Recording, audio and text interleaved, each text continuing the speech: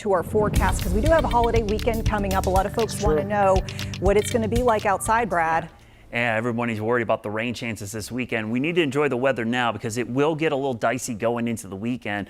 Our Mr. Sparky Carolina Camera Network shows lots of clear skies out there. A little bit of haze. That is some wildfire smoke from those western Canadian fires. 79 and 56, so below our averages, slightly there of 82 and 60. It's been a very pleasant week of weather with really what feels like mid to early spring-like conditions and no humidity. I think that's been the key part here, the lack of high dew point air. It's been dry, but low pressure lurking to our south. This is going to be the big player for the weekend. This is what we cut off low that's going to be affecting us. But tonight, another cool night. Temperatures falling down generally into the mid, maybe even the low 50s. A few spots could sneak into the upper 40s.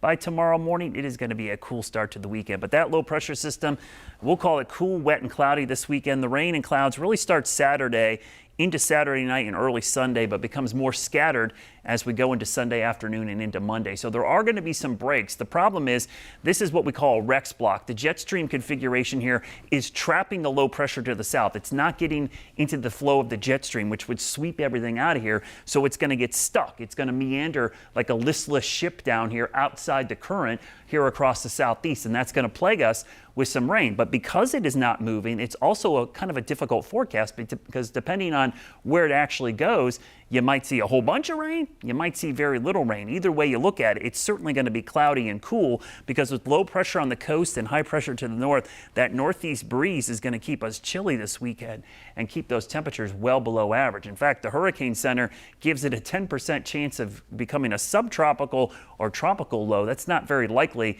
but the impacts won't change either way. High pressure to the north, low pressure over the coast, that squeeze play and the moisture getting pushed into the western Carolinas sets the stage for wet weather, mainly Saturday night into Sunday morning, but becomes scattered as we go through the weekend. So there's a little bit of hope that we could see this rain break up as we go into Sunday and Monday. But those rain chances will really ramp up as we go into Saturday night. There's already a medium risk for flash flooding across the Carolinas. So your Memorial Day weekend forecast, rain chances Saturday and Sunday, but they start to go down a little bit.